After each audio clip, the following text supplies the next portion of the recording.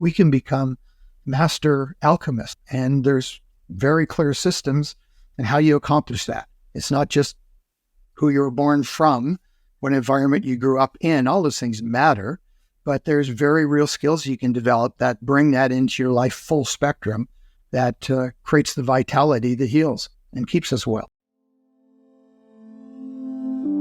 Collective Insights is a voyage through topics and technologies revolutionizing human well-being. Groundbreaking approaches for a better world and a better life await you. Welcome to Collective Insights.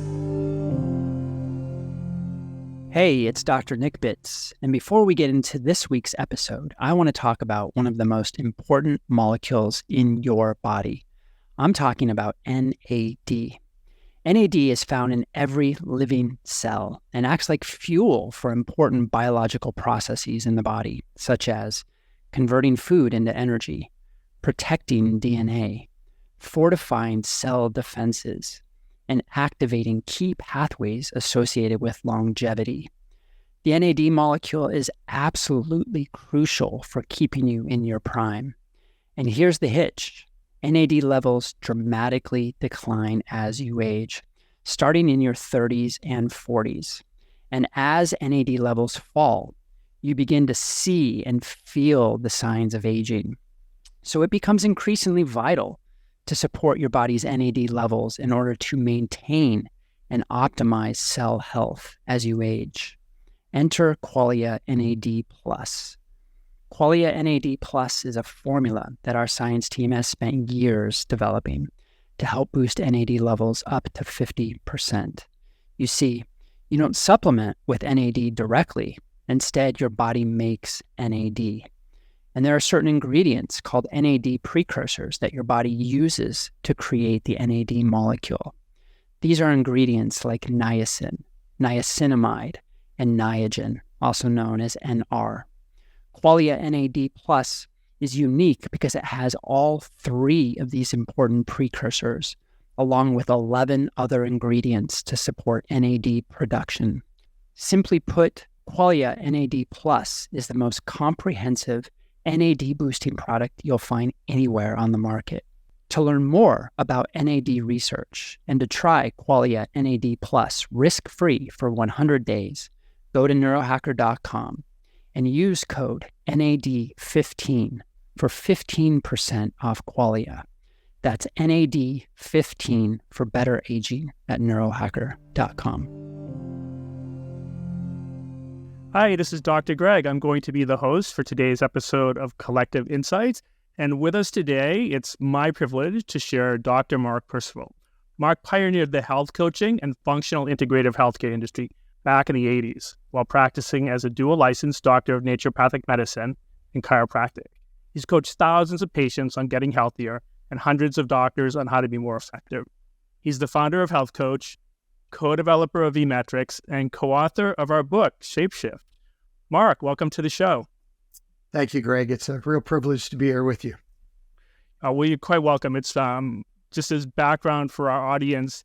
I first heard Mark speak in 1993 during my first, I would say it was my first month of naturopathic school. And Mark was up there giving what to me was just at the time a brilliant presentation that I would say, had elements of mind-body medicine, of how important our state management is, and our beliefs, and becoming, better versions of ourselves and functioning and better, being more healthy. And at the time, I was like, oh, this is the coolest guy ever. I hope someday, I'll get to know him better. And lo and behold, around 2000, our paths crossed, and we spent the better part of 17 years working together. So I very much think of Mark as my brother. His family is my second family. So I'm thrilled to share him with you today.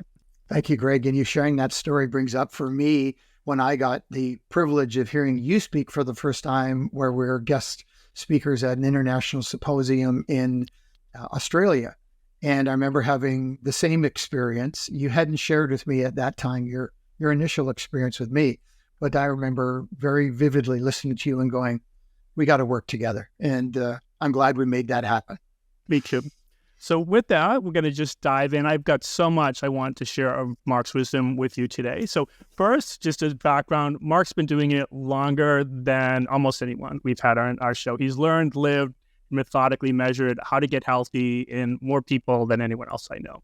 So Mark, share a bit about your background, what got you into this, amazing game of helping people get healthier, and some of the experiences you've had over, what's amounted to 3.5 decades plus.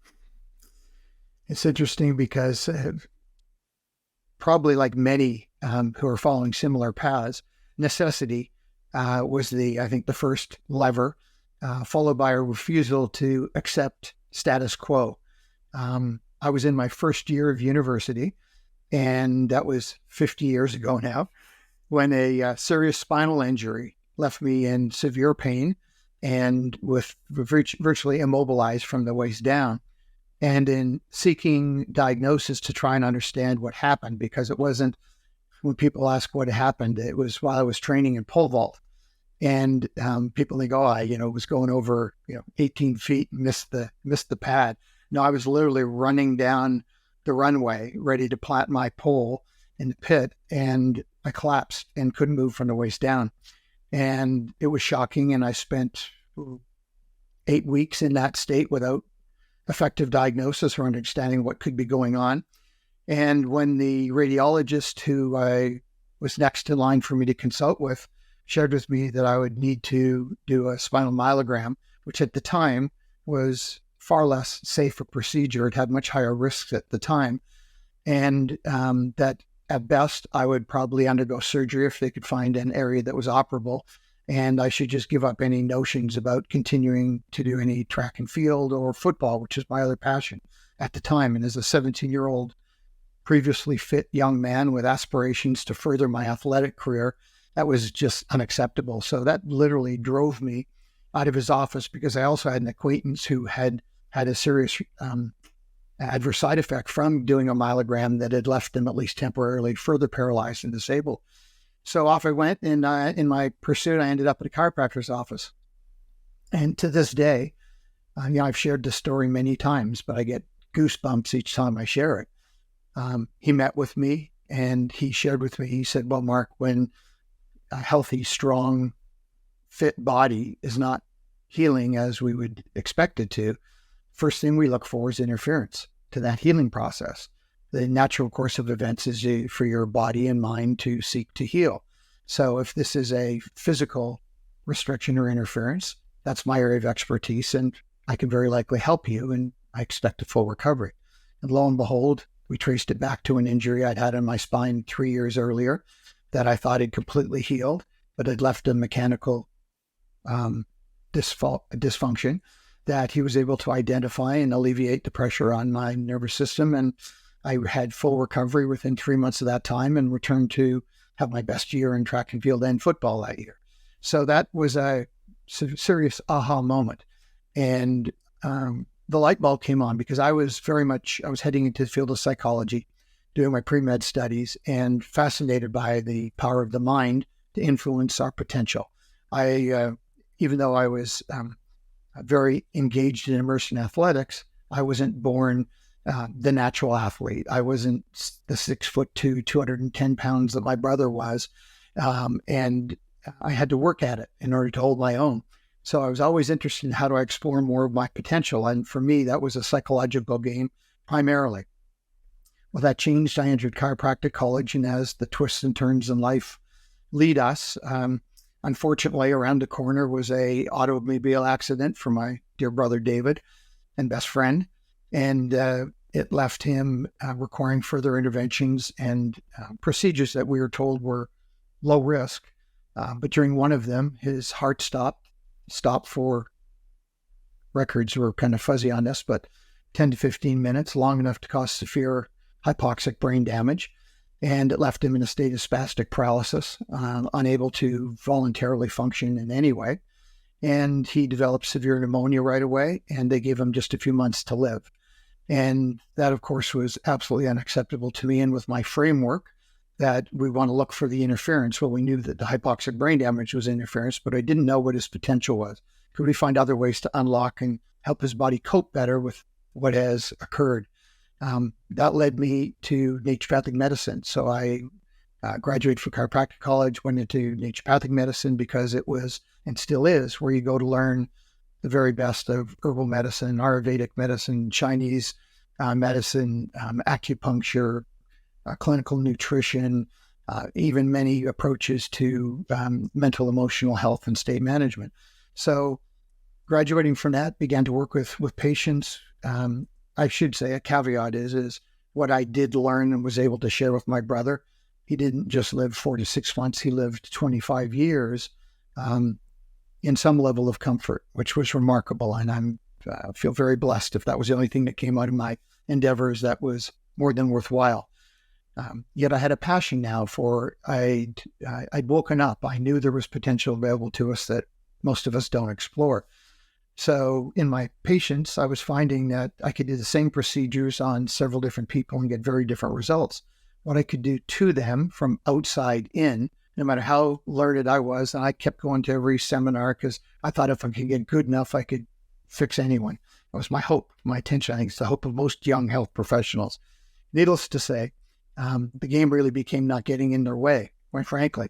And it became apparent to me that we needed to work together. If we could create a collaborative teamwork environment where people were willing to learn, to explore what they could do to help themselves, how to unleash their potential by providing more resources to their all-wise innate intelligence, the system that heals. And if we could identify other interferences that I could coach them how to remove, or that I could do things outside in to help them remove, they would begin to flourish. And there was no system that I could use to educate them about this. So you can well imagine the constraints, especially graduating at a time where interest rates were over 20%. I had borrowed several $100,000 to open my first clinic and to finish my studies, et cetera, et cetera. So there were real financial pressures and needs. I thought, God, I'm not going to do without these. I'm not going to forsake this aspect of my practice, but I got to find more efficient ways to do it. So I began creating education tools. And then I realized what my passion really was being an effective health coach. So there was no industry called health coaching at the time. So I began creating the materials. And as I created the materials, I trained other professionals who were working with me at the time. That led to an international audience of health professionals where I continued to evolve the tools and share how to be more effective health coaches with a much broader audience. The limitations of that, though, were that it was one thing to empower people and get them excited and inspired, to educate them on things, to do, but without a system that allows you to integrate new habits in a fashion that's convenient and pleasurable, it's not going to happen in most cases, except the most highly leveraged, seriously ill people, which I wanted to move beyond that and reach out and be more effective in prevention. So I needed to understand systems, and our paths crossed, Greg, and we worked together, and you helped me understand chaos and complexity and networked intelligence and the influence of circadian rhythms and waveforms and variability and bioenergetics. And it just brought me into a whole new level of awareness that led me to move out of the health coach industry and work on developing the tools and systems that we needed to be more effective health coaches, and for individuals themselves, with or without health coaches, to be more effective in supporting themselves to play their game of life more effectively. So it's brought us to where we are today, where I've had the great fortune of working with my two daughters, Dr. Aspen Percival, who's a licensed naturopathic health professional, and Lexi Percival, her little sister, my youngest daughter, who's just a little brainiac. And with our expanding team, we've been able to pull together a system that we're delighted it fills a huge gap in the healthcare system today.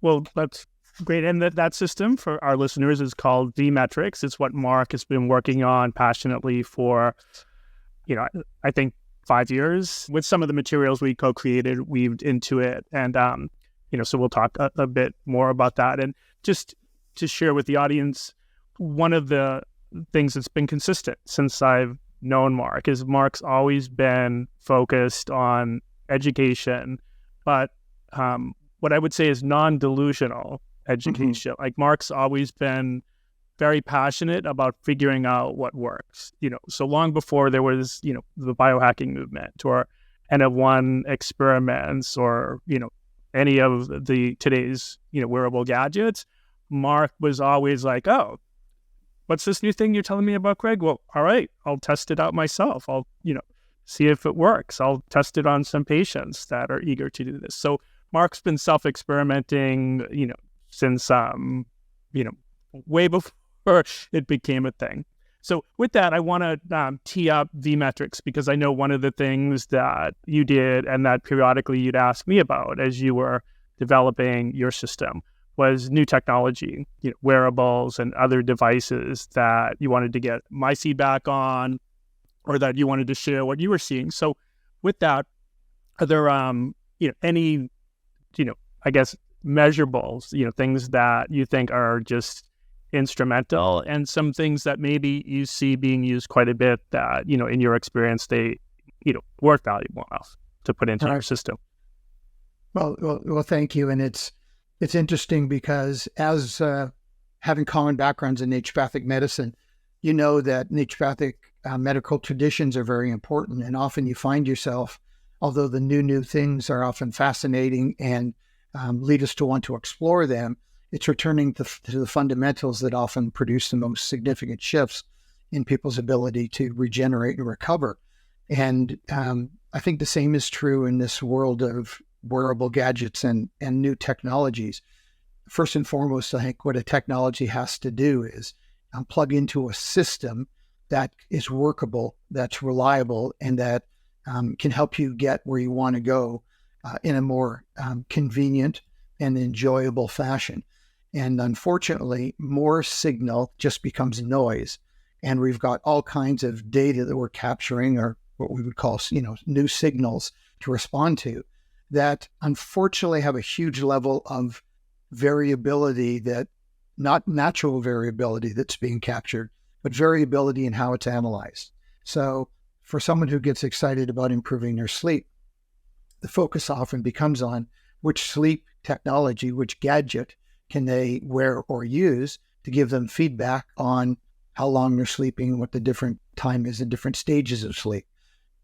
Absolutely fascinated me. So as these devices have come out, I've adopted them. I've got multiple other clients and people adopting them and gathering feedback in a very deliberate way. So one of the first things I do is there's 3 gadgets that measure sleep. I use them all simultaneously and I compare the data. And it's been very disappointing to see the huge variability in data. So one's telling me that, I got an hour and 12 minutes of deep sleep, or the same device, and then the new algorithm tells me I got 20 minutes. That's very confusing. There's metrics that are reliable that can be captured in standardized fashion that are underutilized today. So one would be resting heart rate. Resting heart rate is so hugely valuable when you standardize how and when that you capture it. So we have very specific standardization of how we encourage people to capture that.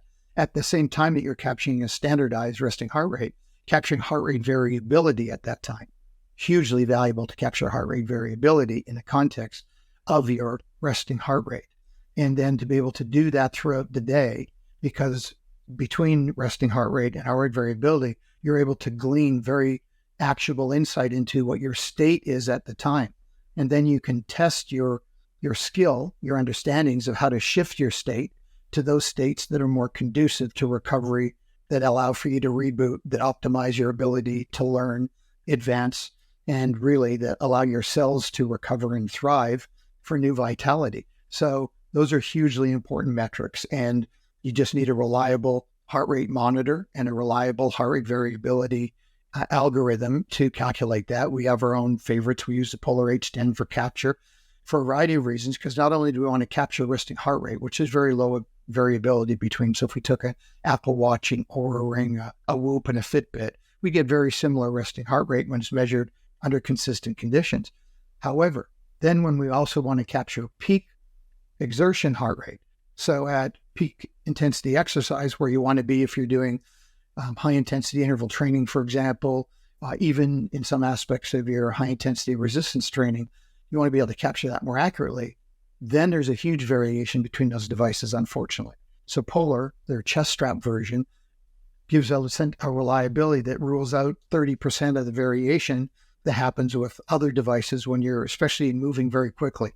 because they don't capture signals frequently enough, or they're on a body part which moves more than, for example, a chest strap does.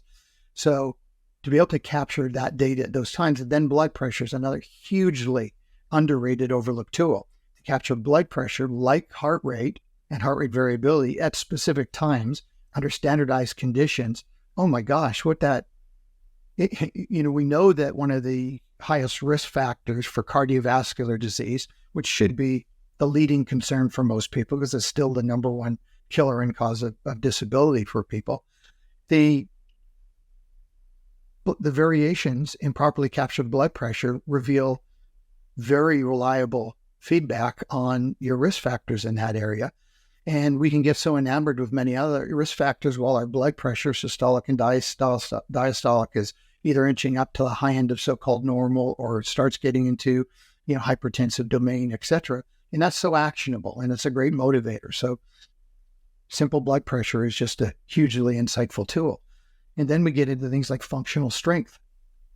Functional strength, my gosh, how many providers are reliably measuring functional strength in a standardized way and giving you feedback on how to do so similarly and build it on your own? Because it's just very simple, at-home, body weight, no equipment exercises you can do that markedly improve your health span and longevity. It's undeniable, and yet it's so overlooked. And if you look at changing the environment, for example, when you're doing blood pressure to orthostatic readings, you get more information on the autonomic nervous system.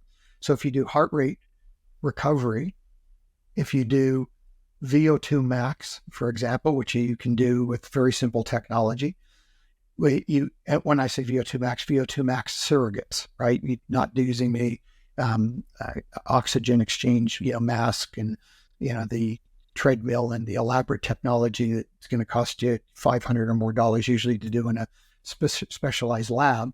You can do tests at home with simple step tests with proper monitoring of your heart rate and your response over time periods and get very reliable trending of VO2 max. When you click those things together, you get an image, you get a representation how vital that individual is. And when you think about it, what information could be more important than how you're tracking in regard to your vitality, which it really means how your mitochondria are functioning under various conditions and circumstances. So if you can improve the efficiency of your mitochondria, if you can reliably and objectively improve the biomarkers of vitality, now you got something that's really meaningful in a system that you can now measure your response to in light of the various experiments you run in your fascinating, biohacker, explore the next greatest thing that turns you on, that you enjoy doing, and get reliable feedback on how well it's working for you and whether it's worth the ongoing investment of your attention, time, and money. Well, and I just want to touch on the long history you have with heart rate variability to give our audience a sense of this isn't a new thing. Mark's been interested. I think it was, after that Australia conference, I was living in Connecticut. It was when you were still in Ontario, in the Kitchener, I believe was the name of the place you were living. And we're like, oh, yeah, Greg, you should drive up and spend, a bit of time, meet my family. So, at the time, Lexi and Aspen were, super young girls. And, so this was around 2000. And I remember just sitting in your house, and I had the heart rate variability software on my computer and measuring Aspen's and yours and mine and your mom's at the time. And, so it was something we started teaching other docs about for listeners back, around 2000. So it's been a long time tool that, we think is super important. So when Mark talks about heart rate variability, he's got a depth of experience using it with patients that is, largely unmatched. So, well, and, a great deal of the framework and the understanding and hypotheses that I've been exploring, you were a catalyst for, Greg, when you were sharing with me originally your work and insights into the principles of waves. And we are looking at variability, and why we were so enamored with that original version of HeartMath technology they made available was that you could visualize the amplitude of the sinus rhythm. And looking at that, the difference between my 78-year-old mom at the time and her very low variability, and then looking at yours and mine, which, looked pretty good till we saw my 8-year-old daughters. And we go, wow, like that's fantastic. And there's no denying that you can look and go, okay, 8-year-old, healthy, vibrant, young person, better vitality than 40 and 50-year-old, health responsible men. And then a 78-year-old, largely naive woman that had been highly stressed for a good part of her life due to my brother's accident, etc. And you could see that, you could visualize that waveform. And if I had any one tool to measure someone's vitality, it would be measuring their waveforms, which is so much of what we do at the heart of our Vmetrics technology, and in identifying and trending vitality over time, that information on an individual's variability, how they dynamically respond to various circumstances and stressors, it's marvelous. And in light of that, that's why such an important area of exploration for me has been state management and how state management ties into that. So we underappreciate as a culture the importance of great vibes, which are just those waveforms that we can perceive, that we generate internally in response to external inputs. We really underestimate the role of learning how to generate those consistently in spite of whatever's going on around us that is in the moment. Our ability to take that information, internalize it, interpret it in a way that we find ways to be better and do better, that's the most healing force I know of, which love is one of those ways of feeling that bring that about. And learning more about what are those feelings and helping to identify what are those signals that our body mind gives us, those interoceptions that allow us to differentiate good, better, and best that's going on outside of us and inside of us, is a remarkable skill that is, I think, underappreciated and underpracticed. And we hope to change that with our Vmetrics system and technology. Well, I know one of the tutorials or education modules, you can call them labs within your system, that you strongly encouraged me to listen to was, and it was one of the introductory ones on using the system, was all about, the heart. So you maybe spend just a few minutes distilling down what's, it was 10 minutes in the video, which was well worth it. But, just sharing a little bit of that content with our audience. Well, it's so fascinating because everyone can grok that all we got is right now. So you and I, this is what we've got. Listeners that are investing their precious attention into listening to this and hopefully feeling like they're participating with this. That's a huge investment because our most precious assets are our attention, intention, and energy. It's not time. We don't own time. We don't control time. It's in our attention. There's no states that are more healing and resourceful than those that our heart tells us enliven us. So I think most things in life come down to relationships, even relationships with not only other human beings, but other forms of nature and even inanimate objects, your relationship with your home, your relationship with obviously your closest circle, your relationship with your meaning and purpose in life, with your body mind, your whatever amount of body fat, your body composition, your shape. Those relationships are at the core. And if you're relating to them in a way that's literally interfering with and downgrading your vibe, making you feel poorly and less resourceful and stuck and disappointed and sad, versus when you learn to relate to them in ways that are very real and authentic as you understand the miracle that we are and that we're the most confounding, dynamic, collaborative, creative, intelligent form of life that we know of in our universe. And we know very little about it, but what we do know is great vibes are great vibes. And there's no vibe that's more important than feeling love, feeling empathy, feeling compassion. And that's how you make effective changes in your life. People are always asking, how do you make changes? And God bless James Clear in his wonderful book, Atomic Habits. You can tell by how it sells how many people are struggling with habit integration. Whoever said habits are supposed to be easy to create is bonkers. They are not easy. I'm working on habits that are fundamental, that I know make perfect sense, that escape me on a daily basis and have for 10 years. I'm getting a little bit better at it as I go. And the more I have a community and a system that supports that, the more advances and progress I make, which means I get to experience those emotions more consistently. And we don't just have to be selective about who we give our attention to because of what we already have happening. We can become master alchemists. We can create and manifest those ways of being with a lot broader group of people when we understand how to do it internally, inside out. It's contagious. It's a great vibe, and people want more of it. And there's very clear systems and how you accomplish that. It's not just who you were born from, what environment you grew up in. All those things matter, but there's very real skills you can develop that bring that into your life full spectrum, that creates the vitality that heals and keeps us well.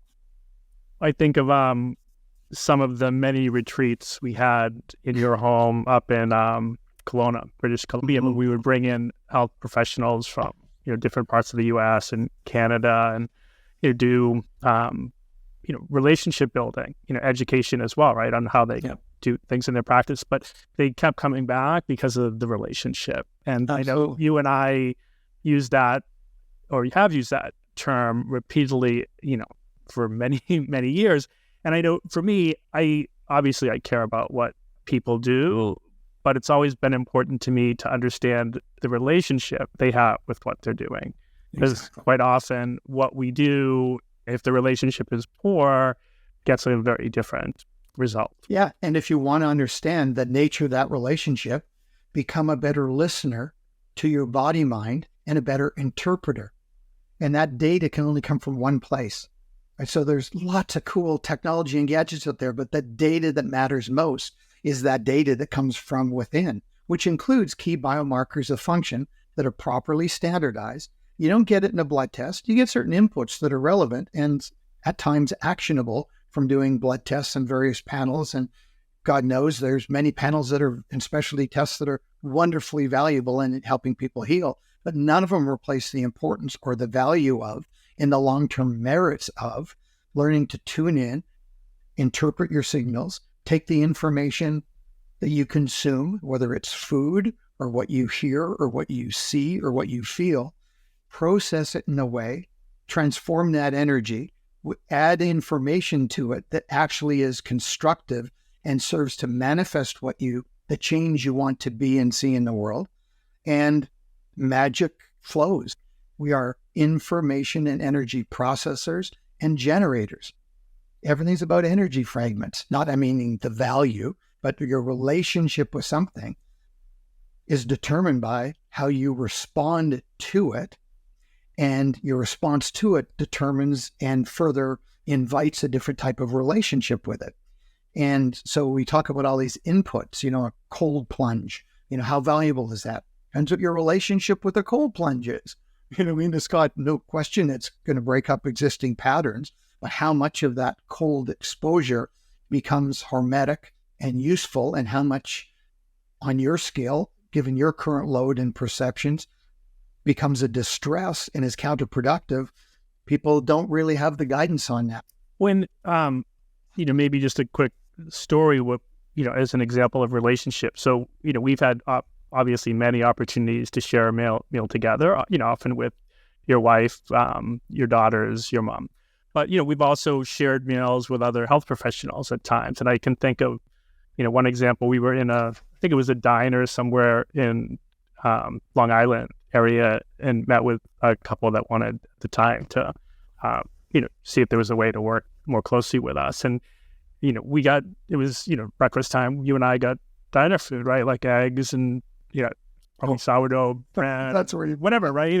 And they, ordered, they kind of looked at us like we were crazy people, like eating. You got out the garlic and the crucifix and the holy water. Right. And neither of them were, in, like great health, visibly at least, right? That certainly didn't have your vitality.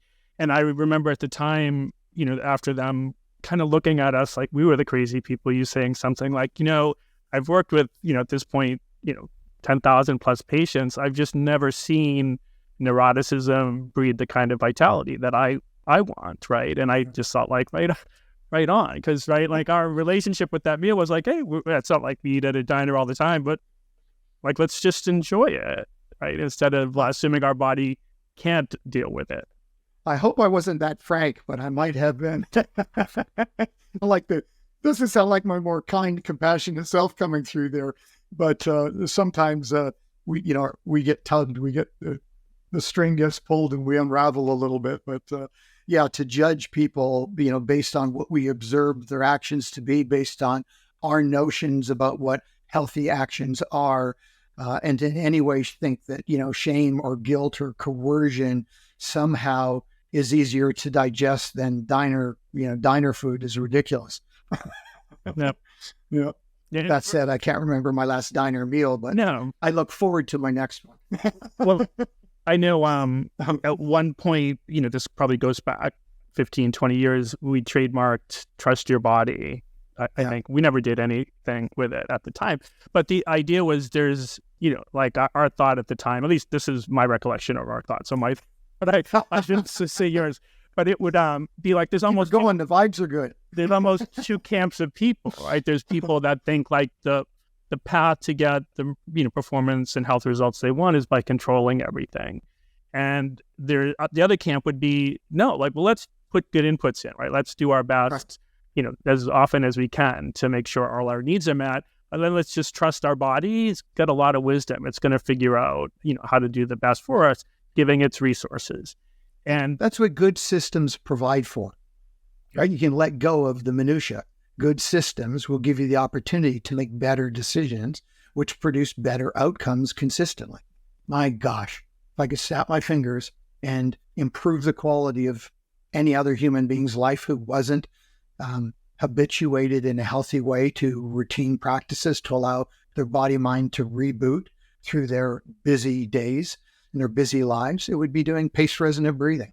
And then if you then stack that with some other simple things, the appropriate natural sunlight rather than this fear of sun, and create a healthy relationship with sunlight and understand it and know how you can use it as your friend and as one of the most important hormetic stresses that we can expose ourselves to, rather than thinking about it, oh, I'm taking my vitamin D, I don't need to get my sunlight. It's just, there's so many aspects that are little things like that, but they all start with a mindset of trusting our body, like what you're talking about, Greg, and not trusting it to be able to overcome what you put in its way, but trusting that if you are attentive, not obsessive, but attentive, if you're aware, you're conscious, you live in the moment, you listen to what your body mind tells you, you seek to expand on your knowledge base and your understandings so you can make better decisions that aren't constantly being made by unconscious and subconscious biases that we have, and you progressively explore them, the results will delight and enliven you, and it'll become a way of life that you'll never move away from, which is why the biohacker movement has gone the way it has. Our body-mind responds to resources, nutritional resources, and you understand our wave-like and rhythmic nature, you understand signal to noise, and that our body-mind responds to the variations in things, not the quantity of things, and then reviews the work that you and your team at Neurohacker have done and the groundwork you've laid in supplements. If you're going to supplement, you've got to investigate how you approach your formulations and recommendations at Neurohacker, because they are the most insightful that exist in the world of supplementation today. And it's been a joy to see you apply what you've learned and we've learned and explored for so many years in that world, because it's so necessary. Because there's people, understandably, are so lost, confused, and misdirected when it comes to what their relationship is with food and supplements and what the wisest, safest experiments are that they can run, that they end up doing things often that confuse their system and work against them rather than support it.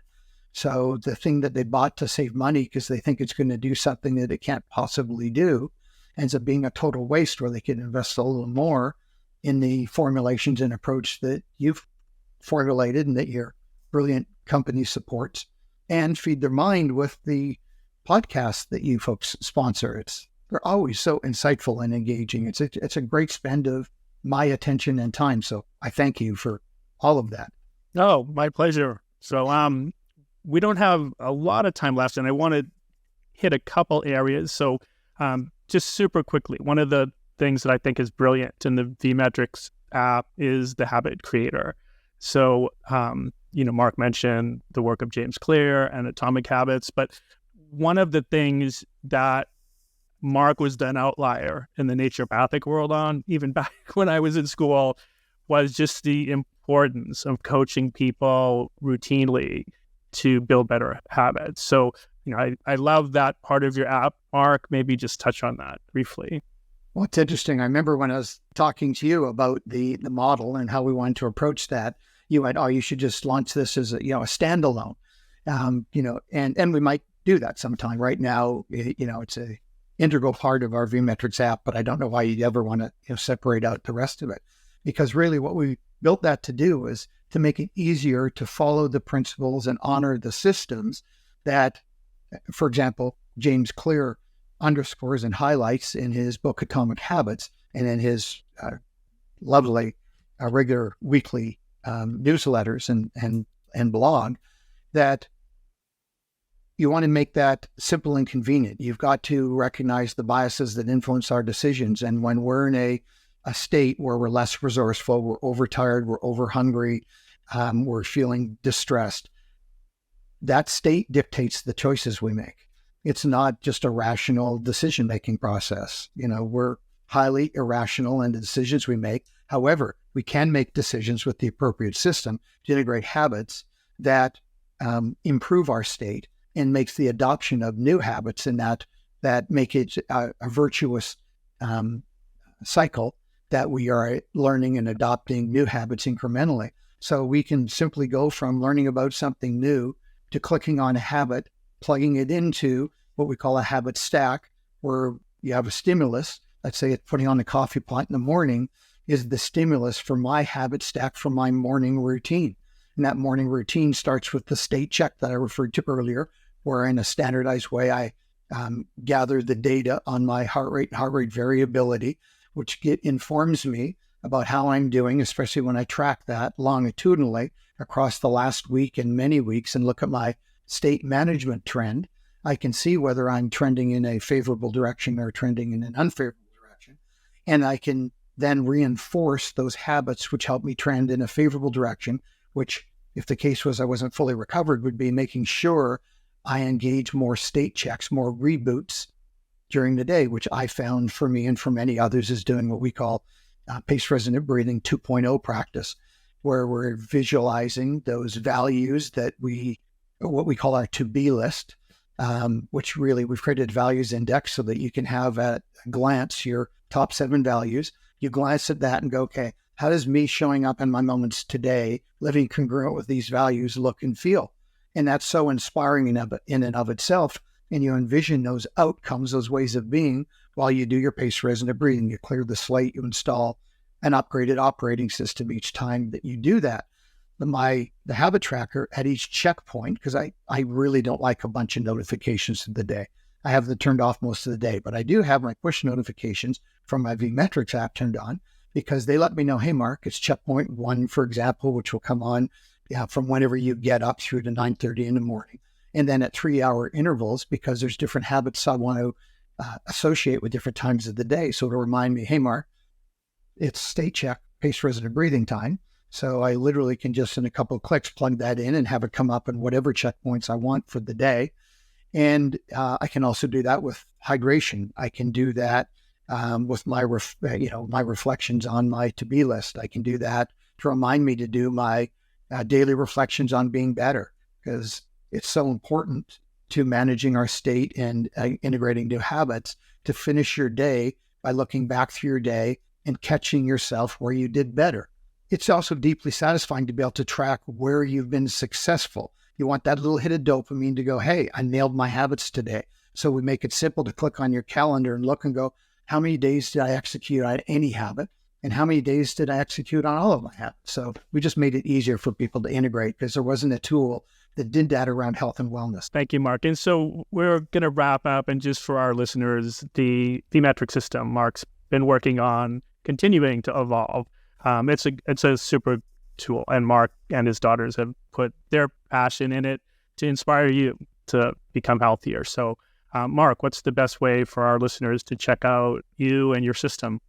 Well, very simply, they can just go to the-metrics.com. V stands for vitality.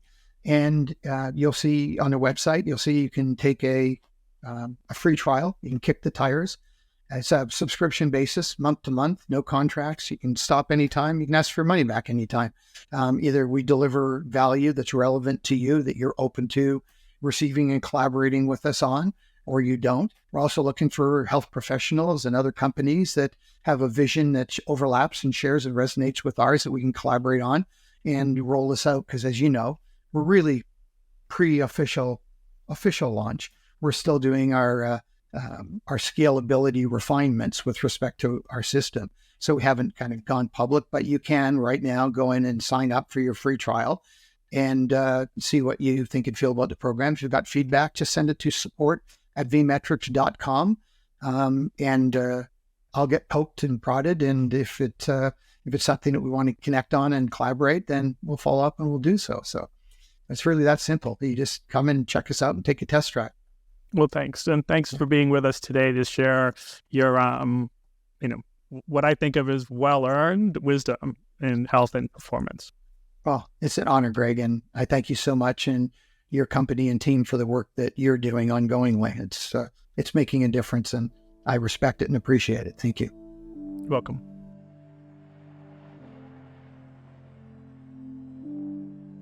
This podcast is for informational purposes only. The podcast is not intended as a substitute for professional medical advice, diagnosis, or treatment. You should not use the information on the podcast for diagnosing or treating a health problem or disease, or prescribing any medication or other treatment. Always seek the advice of your physician or other qualified health provider before taking any medication or nutritional, herbal, or homeopathic supplement, and with any questions you may have regarding a medical condition. Never disregard professional medical advice or delay in seeking it because of something you have heard on this or any other podcast. Reliance on the podcast is solely at your own risk. Information provided on the podcast does not create a doctor-patient relationship between you and any of the health professionals affiliated with our podcast. Information and statements regarding dietary supplements have not been evaluated by the Food and Drug Administration and are not intended to diagnose, treat, cure, or prevent any disease. Opinions of guests are their own, and this podcast does not endorse or accept responsibility for statements made by guests. This podcast does not make any representations or warranties about guest qualifications or credibility. Individuals on this podcast may have a direct or indirect financial interest in products or services referred to therein. If you think you have a medical problem, consult a licensed physician. This podcast is owned by Neurohacker Collective.